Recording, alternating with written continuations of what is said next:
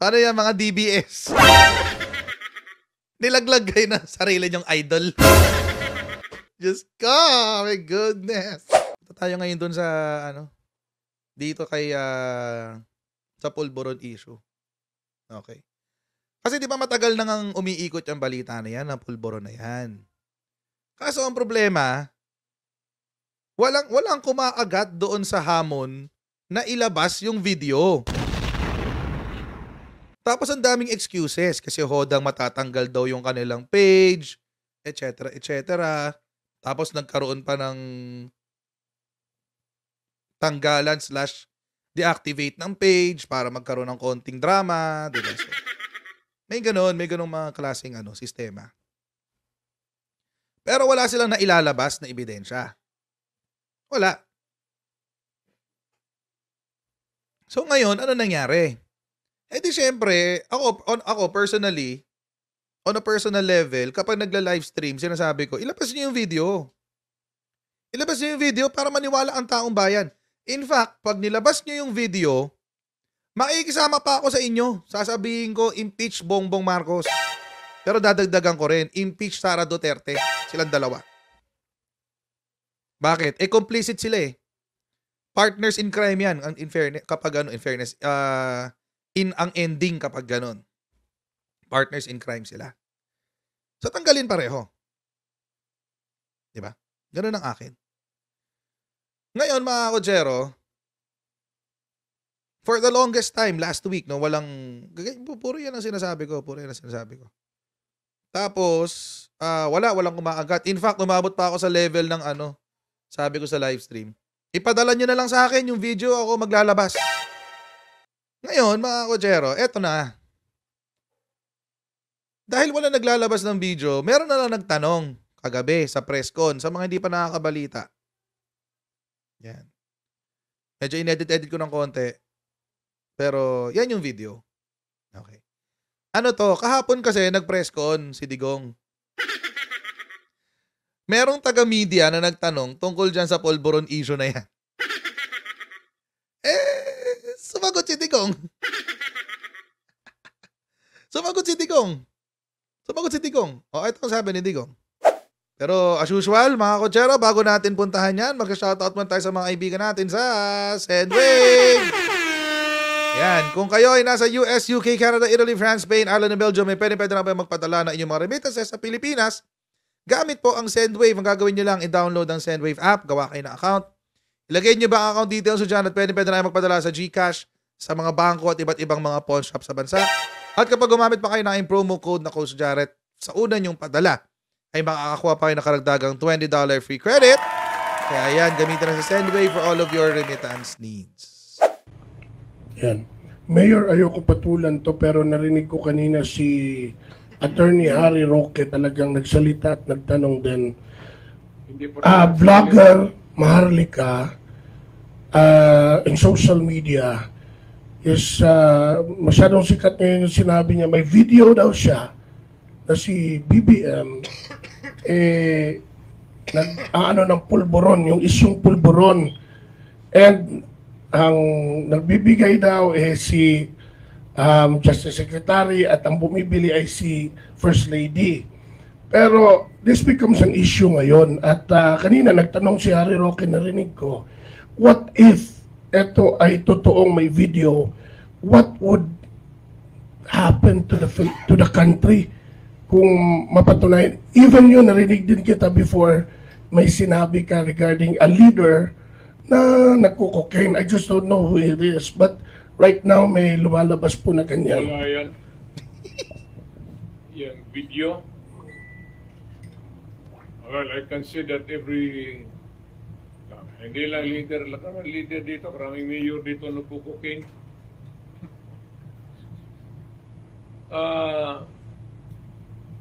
There's no such thing. Kasi kung nandyan pa yan, matagal na lumabas yan. Wala yan. Okay? Paano ngayon yan? Paano yan mga DBS? Nilaglag kayo ng sarili nyong idol. Agoy. Ang sakit-sakit naman. Ang sakit-sakit naman ma-realize na ganon. Ay, naka. Paano na yan?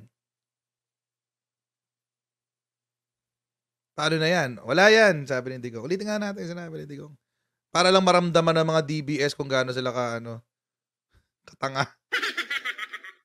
At ang bumibili ay si First Lady. Pero this becomes an issue ngayon. At kanina nagtanong si Harry Roque, narinig ko, what if ito ay totoong may video, what would happen to the country kung mapatunayan? Even yun, narinig din kita before, may sinabi ka regarding a leader na nagko-cocaine. I just don't know who it is. But right now, may lumalabas po na ganyan. Wala yan. Wala yan. Yan, video. Well, I can see that every... hindi lang leader. Maraming leader dito. Maraming mayor dito nagko-cocaine. Sino kaya? Sino kayang mayor doon sa lugar nila yung nagko-cocaine? Just ko! My goodness!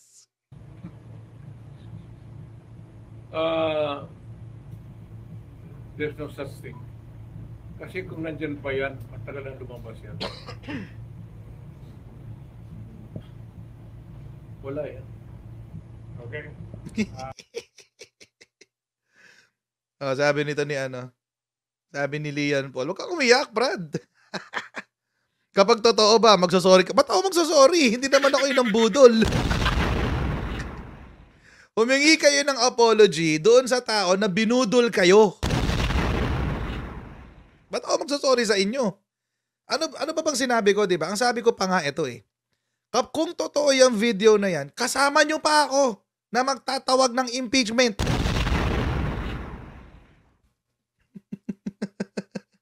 Sasama pa ako sa inyo. Maniwala kayo. Ayoko ng presidenteng adik. Kaya kung totoo yung video na yan, sasama pa ako sa inyo. Kaso nga lang, yung idol nyo, nilaglag kayo eh.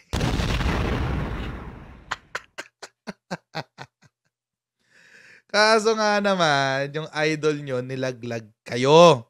Hindi ako naglaglag sa inyo. Idol nyo.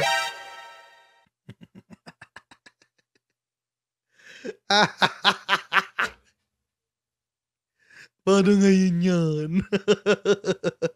Tapos, kanina, nung nagmo-monitor ako ng social media, ayan na, kanya-kanyang palusot na. Palusot ni ganito, palusot ni ganyan, palusot ni ganito, palusot ni ganyan.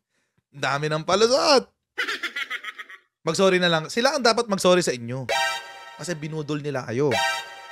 Ang totoong budol, wala sa Malacanang. Nasa vloggers ng DBS. Budol, budol, budol, budol. Oh. Anong feeling na pinagsinungalingan kayo ng mga idol nyo?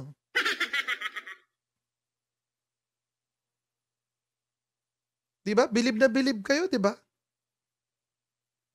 Sabi nyo, hindi, totoo yung video na yan. Etc. Ganon, dapat na talagang palta ng presidente. Tapos, sumugal pa yung dalawang sundalo. Oh, si General Macanas, saka si Captain, Dado. Sumugal pa sila ng kredibilidad nila. Nagmanifesto pa sila, etc. Base doon sa chismis na yun, nabudol kayo. Yan ang totoong budol. Humingi kayo ng apology doon sa tao na nambudol sa inyo. Paano ngayon yan? Paano ngayon yan? Kanya-kanyang palusot na. Sino ngayon nagmukhang tanga? O di yung mga followers na sumunod sa kanila? Kawawa naman. Kawawa naman. Paano ngayon yan? Paano ngayon yan? Doon kayo humingi ng apology. Pag hindi sila nag-apologize sa inyo, magsisinungaling sa inyo patuloy yan. Ganun. Maniningil tayo ng maniningil ng video. Yun ang gawin nyo. Maningil kayo ng maningil ng video. Sabihin na gloating na naman ako. Kasalanan ko bang makuryente? Kasalanan ko bang nakuryente sila? At nilaglag sila ng sarili nilang idol? Hindi ko kasalanan yun. Mag-usap-usap kasi kayo. Isama nyo kasi si Digong sa GC. Para alam niya. Ay, naku. Anyway. Hayaan nyo na. Hayaan nyo sila maging bitter. Diba? Pero ito na ngayon. Ito na ngayon yung gusto nilang paliparin na palusot. Kasi nga walang maipakitang video eh. Tapos, wala pang statement si Digong nito nung nilabas ni Attorney Harry Roque tong video na to kahapon. Panoorin natin. Medyo mahaba lang, 10 minutes. Pero panoorin natin para ito na yung bago nilang ipopropaganda. Anyway, naintriga kayo sa pag-uusapan natin ngayon, no? Droga at impeachment. Lilinawin ko lang po, ha? Unang-una, tapatan lang. Hindi po ako supporter ng mga Marcos. In fact, ang pamilya ko ay oposisyon sa pamilyang ni Marcos. Ang lola ko po ay pinsan buo ni Jovito Salonga. Totoo naman So yan. talagang Talaga sila hindi po ako Marcos. supporter ni Marcos. Totoo yan. Pero nang nagdesisyon po si Inday Sara na tumakbo bilang Vice President, na katambalan niya ang Presidente Marcos, alam mo, nag-isip talaga ako na may darating sa punto ng isang tao, lalo na nasa politika, na dapat magtiwala sa desisyon ng kanyang kinikilalang leader. At dahil nagdesisyon nga si Inday Sara na tumakbo bilang Vice President ni PBBM, nagkaroon naman ako ng open mind. Hindi naman ako bulag na sumunod lang kay BP Sara, no? Tinignan ko talaga ang pagkatao ni PBBM. Paano ko nakita yan? Well, una-una, nung ako po yung spokespa, meron din akong television show sa teleradyo at naging guest po namin si PBBM. Yun po yung kauna-unang pagkakataon niya na nakabalik siya sa Malacanang. Doon ko po siya in-interview mismo sa Malacanang. At sabi nga niya, wow, parang deja vu kasi nga, matapos ang halos 30 years na wala sila sa Malacanang, ako yung una nagpapasok sa kanya sa Malacanang. Ano naging impression ko kay PBBM? Napaka-humble. Okay? Napaka-down to earth. Hindi mo akalain na anak ng presidente, hindi mo akalain na naging senador na, naging governor, naging congressman. Okay. Down to earth. Okay?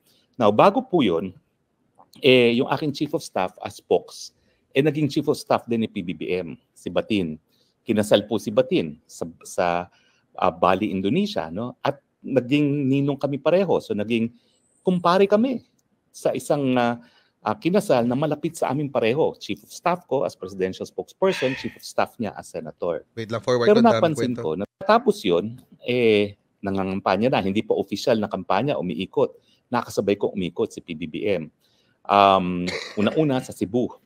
Dalawang beses po yan. Isa sa bahay ni Congresswoman Owano na sabay kami nagtanghalian. Ganun po na na-enforce yung pagkakakilala ko sa kanya na napakabait, napaka-mild-mannered, napaka-down to earth. Tapos, nung kagabihan no yun, nagkaroon din ng dinner na hosted by Mayor Mike Raman. At doon ko nakita na, ibang klase pala talaga itong si PBBM, down to earth and likable. So yun po yung naging impression ko sa kanya. So nung sumapi na nga si BP Sara kay PBBM, medyo kampante naman ako. Dahil kung hambog yan, kung mayabang yan, talagang hindi ako sasama. Pero na-disarm ako kasi unang-una talagang down to earth. Talagang walang ka-ere-ere. Hahangaan mo talaga. At saka napakabait. Now, siyempre, noon pa man, naririnig ko na yung chismis na di umano ay gumagamit ng droga o gumamit ng droga. So, siyempre ako, pinagmamasdan ko naman siya. Wala naman ako nakitang kahit anong signs na siya ay gumagamit ng droga. Ang alam ko nga, napakabait. Kung ikay napakabait at down to earth, siguro parang hindi ka gumagamit ng droga kasi alam naman natin na sisira yung utak ng mga gumagamit ng droga. No? Okay. So anyway, yan po yung konteksto kung bakit sumapi rin ako sa unit team. Unang-una, decision niya ng aking kumbaga leader, si VP Sara, na dapat suportahan ko. At pangalawa, dahil sa aking personal assessment, bagamat kaunti lang yung pagkakataon na nagkaroon kami ng close encounter ni Presidente, ay ang aking assessment, mukha namang mabuting tao. Kaya, I had no problems na sumama sa unit team. In fact, ako yung kauna-unahan nilang kinuhang senador. Pangalawa lang po, si Senator Jinggoy. So ngayon, gaya ninyo, naririnig ko rin yung mga sinasabi ni Maharlika. In fact, si Maharlika, nagulat ako na panay ang banat niya sa mag-asawa dahil nga dito sa pulburon. No? Now, Nagtatanggol, hindi alam po niyo, ako excuse me. Nagtatanggol pa nga siya last year eh. Nagtatanggol pa si Attorney Harry Roque last year nung kapag bumibira si Maharlika kay PBBM. Nagtatanggol pa si Attorney Harry last year. Ewan ko lang ano nangyari, bakit may pagbabago. naniniwala dyan. Kasi una-una, naniniwala ako sa malayang pananalita. So lahat naman ng tao pwede magkaroon ng opinion. Pero sa tingin ko naman, palibasa sinasabi ni Maharlika, hindi naman dapat paniwalaan.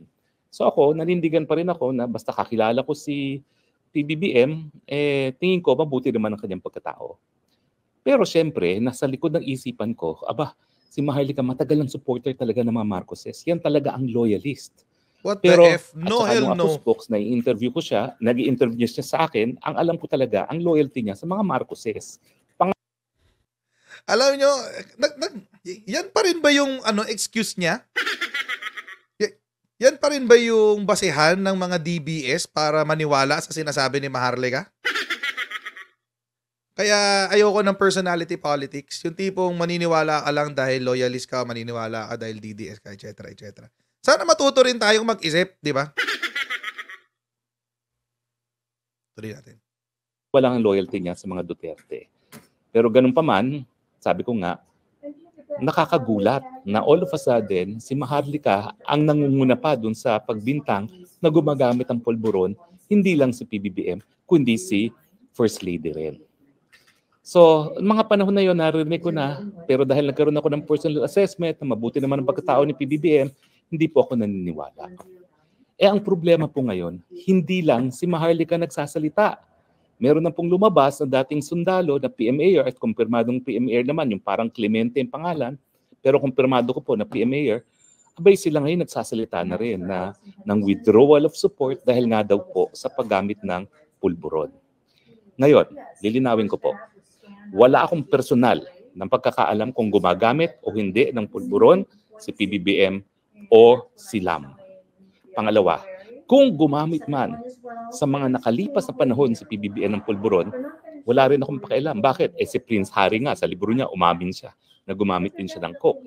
Alam niyo kasi yung buhay mayaman, parang lalo na kapag nag-boarding school sa England, parang tanggap na yan, nakabahagi nila ng buhay. Hindi dapat, pero dapat tinatanggap na rin.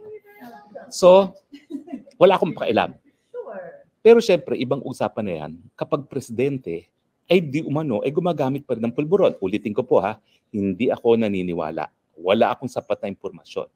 Pero ang sasabihin ko lang, kung sakaling may katotohanan yan, ano ang implikasyon yan sa pagiging presidente? Well, alam niyo po, ang paggamit ng coke ay pinagbabawal. Labag sa batas. Pinarurusahan po ang gumagamit, pinarurusahan ang nagtutulak. Mas mabigat ang parusa sa mga nagtutulak kaysa sa gumagamit kasi biktima nga ang gumagamit. Pero labag pa rin po yan sa batas. Now, alam naman natin ang presidente, siya yung chief executioner ng batas. Siya yung nagpapatupad ng batas. So kung may katotohanan ang mga paratang nitong si Maharlika at nitong Clemente na gumagamit ng pinagbabawal na gamot ang ating presidente, yan po ay labag sa batas. At dahil yan po ay labag sa ating batas, yung Dangerous Drugs Code, yan po ay po pwede maging ground for impeachment. Tama. Anong basihan? Betrayal of public trust. Betrayal of public trust. Tama. Alam niyo po itong betrayal of public trust. Kaya po sinama yan sa Amerika at dito sa Pilipinas. Gaya-gaya lang naman tayo sa Amerika talaga. Yan po ay yung kahit anong ground Bitter na sa hindi Amerika talaga expressly enumerated na dahilan para sa pagkakatanggal through impeachment, pero po pwede maging dahilan. At kaya po yan may betrayal of public trust kasi nga ang tiwalang ng taong bayan, siya ay magpapatupad ng batas. Hindi siya ang lalabag ng batas. Pero ulitin ko po hindi pa ako naniniwala na gumagamit ng droga si PBBM or si LAM. Sabi-sabi lang yan. Ang sa akin lang, kung may katotohanan, yan po ay isang ground for impeachment para matanggal ang isang nakaupong presidente. Kasi saan ka naman nakakita na ang presidente na dapat nagpapatupad ng batas, lalong-lalo na mga batas sa pinagbabawal na droga, ay gumagamit. So impeachable offense po yan, betrayal of public trust. So, ano ngayon? Bakit ko naman ito isinasabi? Kung hindi naman ako naniniwala na gumagamit ng droga si presidente at si LAM. Oo nga, bakit Well, nga? alam niyo po kasi, sa ating saligang batas, may bagong probisyon. Ang bagong probisyon ay yung karapatan ng taong bayan sa impormasyon sa mga bagay-bagay na nakakaapekto sa kanila. The right of the people to information on matters Freedom of affecting information. their lives. So tingin ko po, kapag ang isang presidente ay pinagbibintangan na gumagamit ng droga, abay, may pakailaman publiko. Kasi unang-una, yan ay labag sa batas na dapat pinapatupad ng presidente. Pangalawa, nakaka-impluwensya yan sa desisyon ng presidente. Mantakin nyo ang desisyon kung makikipaggera sa China, maiimpluwensyahan ng droga. Mantakin nyo yung desisyon kung ipakukulong ang mga Duterte sa ICC sa Hague, baka naiimpluwensyahan ng droga. Yung pagkikipag-usap sa mga terorista, baka naiimpluwensyahan ng droga. So merong karapatan na malaman ng taong bayan kung may katotohanan. Ito mga paratang ni Maharlika at ni Clemente at dumadami na po ang mga nagsasabi eh. Yan po ang problema, hindi lang si Maharlika. So, kasama ka na doon, So attorney. anong aking rekomendasyon? Well, dahil may karapatan po ang taong bayan sa impormasyon na nakakaapekto sa kanilang pang-araw na buhay at dahil gusto ko rin malaman ng katotohanan, dahil ako gusto kong ma-assure ang sarili kong hindi ako nagkamali doon sa assessment ko na mabuting tao itong si PBBM. Wow. Ang aking suggestion, my humble suggestion, magpa-drug test si Presidente. Dahil dyan po lalabas ang katotohanan kung siya ay gumagamit o gumamit ng droga. Magkakaroon po yan ng residual effect. So, tingin ko po, karapatan ng taong bayan yan at siyempre, yan po ay para din sa kabutihan ng Presidente ng malinaw at mapasinungalingan yung mga paratang. Ayaw ko naman po na palaging pinagbibintangan na gumagamit ng droga ang aking Presidente. Gusto kong malinis din ang pangalan ni Presidente. Ugas ka man. At sa pamamagitan ng siyensya sa drug test, yan po ay mapapatunayan o mapapasinungalingan. I have another suggestion, attorney. Total naman, abogado naman si Attorney Harry Roque. So, alam naman niya siguro yung prinsipyo na, yung doktrina pala sa batas. Na kung sino ang nag-akusa, siya ang magpatunay. Di ba, attorney? Mas maganda yun eh. Mas maganda ho yun, attorney. Mas gusto ko yun. Mas gusto ko yun, attorney. Promise, promise. Mas gusto ko yun. Kung sino yung nag-akusa, tulad ni Maharlika, tsaka ni Dado Clemente, tsaka ni General Macanas, kung sino yung nag-akusa, sila yung magpatunay. Kasi mga kotsero, eto lang yung akin. Ito lang naman yung akin. Bakit kailangan ibigyan ng dignidad? Bakit kailangan bigyan ng dignidad ng Malacanang yung mga chismis? Di ba? Bakit nyo ho ibinapasa sa inaakusahan nyo na gumagamit ng droga na patunayan niya na hindi siya nagdadrugs? Total naman, kayo yung may pinapakalat eh. Hindi ba? Hindi naman daw siya naniniwala, sabi niya. O sige, granted na hindi naniniwala si Attorney Harry. Walang problema. Sana, ang tinanong niya, Maharlika, baka naman pwede mo na rin ilabas. Ano ba ang pinanggagalingan niyang akusasyon mo? Yon. Ganun ho dapat. Kasi abogado ho siya eh, alam niya yan. Kung sinong nagkaakusa, siya ang magpapatunay. Pag inaaresto ka nga you have the right to remain silent. Every word shall be used, tama ba? Miranda rights. Every word shall be used against you in the court of law. Diba? Yan lang naman kasimple yun. Maski siya, siguro pag may kliyente siya, at inaresto yung kliyente niya, sasabihin niya, huwag kang magsasalita. Inaakusahan ka lang, sila ang magpapatunay. Ano? Anything you say shall be used against you in the court of law. Yun ang sana sa Miranda rights. Kaya huwag ka magsasalita. Pag inaresto ka, huwag ka magsasalita. Pag tinanong ka, tahimik ka lang. Tahimik ka lang. At humingi ka ng abogado. Yun lang gagawin mo. Wala kang ibang gagawin. I want a lawyer. Yun. Di, abogado naman talaga siya. At saka hindi bobo si Attorney Harry. Alam niya yung sinasabi niya. Alam niya yung sinasabi niya. Kailangan ho niyang, huwag niyo kalimutan, si Attorney Harry Roque, ang dating spokes ni PRRD. So, ibig sabihin, kaya niya magpaikot ng kwento. Spin doctor, ang tawag dyan. Spin doctor. So, ang weird. Ang weird na bakit kailangan si PBBM ang maglabas ng negative drug test. When, dapat, yung nag-aakusa ang magpapakita ng ebidensya. Kaya nga yung kaya nga lumabas yung naging sobrang kwento-kwento yung pulburon video.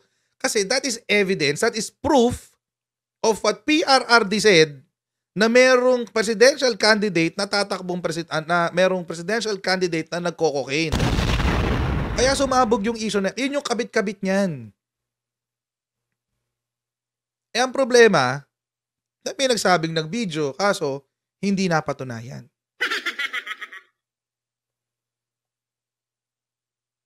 Ayun, dami natin ngayon 1,809.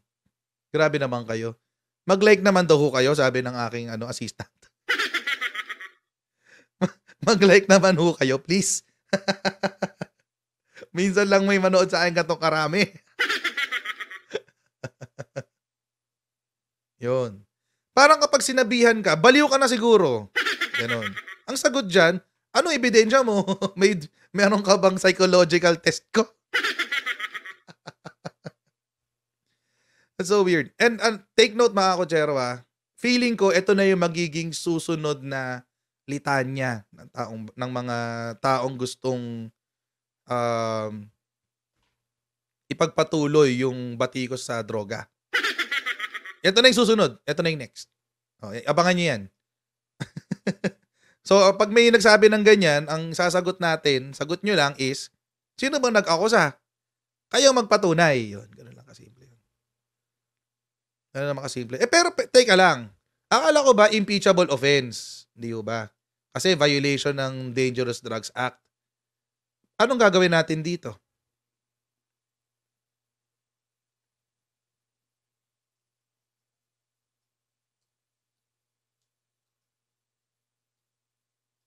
Anong gagawin natin dyan? Buti na lang, hindi na impeach si Duterte. Hiwalay pa yung fentanyl.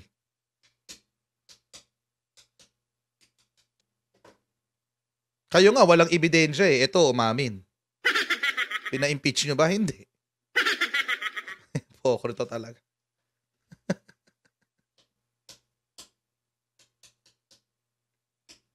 Ang kampana.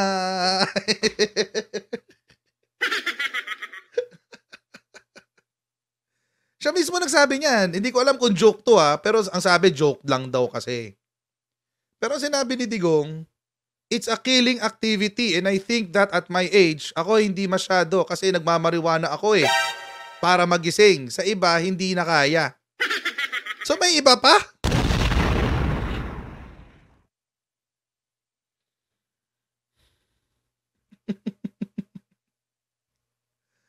I mean, diba?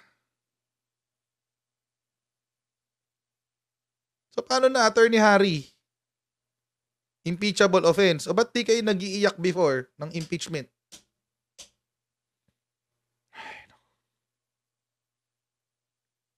Again, mga kotsero, wala namang problemang pumuna. Basta yung puna mo is based on facts.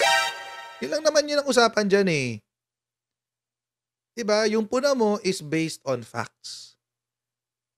Sila, yung puna nila, base sa kwento. Base sa kwento. Ngayon, ulitin ko lang mga kotsero, habang marami nanonood sa atin, 1,938 ang nanonood sa atin ngayon sa YouTube at 378 sa Facebook. Eto lang mga kotsero. Kung totoo, ilabas nyo na yung video or maglabas kayo ng kahit anong ebidensya. Basta authenticated. Dalhin nyo sa NBI, ipa-authenticate nyo, etc. etc. Sasama pa ako sa inyo. Kasama ako sa inyo. Isa ako sa mga tao magsisisigaw, i-impeach si PBBM. Pero idadamay ko si Sara. Bakit? Kasi nag-unit team sila So, ibig sabihin, malamang alam din niya yan. Tinago sa ating lahat. That is betrayal of public trust. Diba sinama pa nga ni yung sa kwentong nakarating sa akin. Nagmakaawa pa si Senator Amy kay Digong na wag isama dun sa narco list. O idamay natin, tanggalin. Wag na natin isama si Senator Amy. Tsaka si Digong. I will withdraw my support from all of them.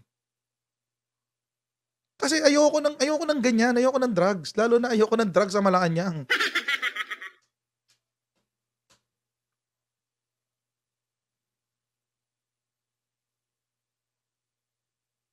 May pakana ng war on drugs. Siya pala yung nagmamariwana.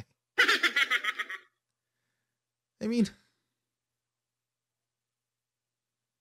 diba? Yun lang naman. Ganun lang naman ako kasimple. Simple lang ako mag-isip. 1 + 1 = 2 lang naman para sa akin. Salamat kay Darwin Mendoza sa super chat, kay Gio Wilson Lagran, kay Maharlika Baliw, salamat. Nabasa ko na ba itong kay Raymond Malavega? Yung may magic wand na loka-loka, mahuli na sana. Mahuli na raw sana. I'm not one to judge. Marami rin naman akong mga bagay-bagay na gusto ko nakatago lang. Pero di ba, I mean, makasalanan din naman akong tao. Pero hindi naman ako siguro sa kasalanan na hindi ko ginawa pagiging ipokrito. Yun lang. Hindi ko ipokrito talaga. Tulad yan. Anong gagawin natin dito?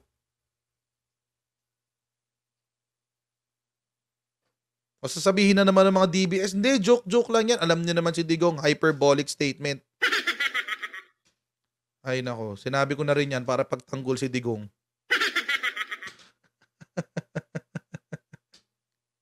Si Katie. 1,989 na, welcome back sa mga nagbalik loob. Baliw ka talaga, Katie. Ay nako. Pero yun, di ba? Pero naman kasimple yan eh. Huwag tayong humingi ng ebidensya doon sa inaakusahan.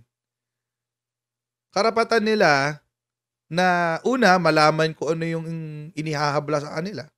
Pangalawa, napatunayan nyo na sila yung gumawa ng krimen.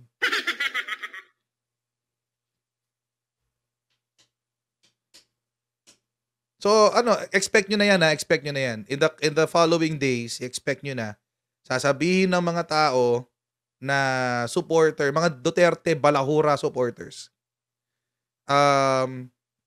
sasabihin nila, maglabas na lang ng drug test.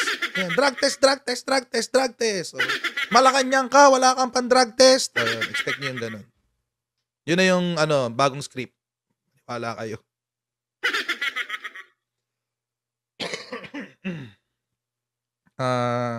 Sunny G, salamat sa super chat. God bless. At I love Kikuchi. Love Kikuchi pala. Lodi kita, coach, kasi ibang klase kang manindigan. Salamat po. Ayan. So ako simple lang talaga ako mag-isip, mga kotsero. Kung ikaw yung nag-akusa, ikaw magpatunay. O nasaan ang ebidensya nila?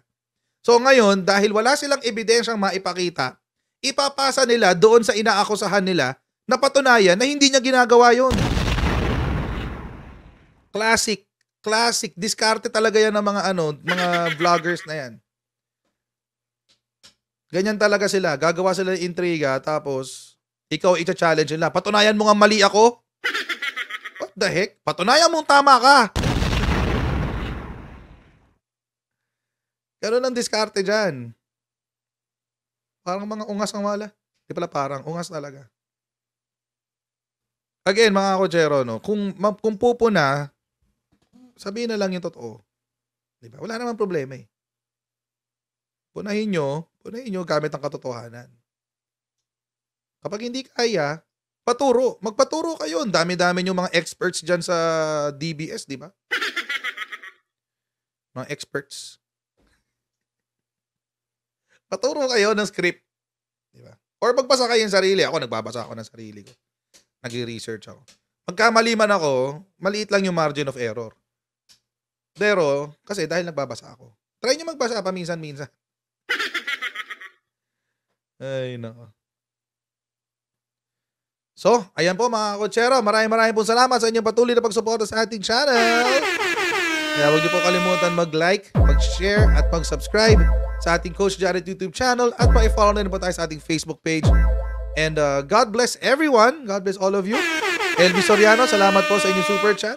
And I'll see all of you in our next live stream. Bye everyone. See you next time. Bye.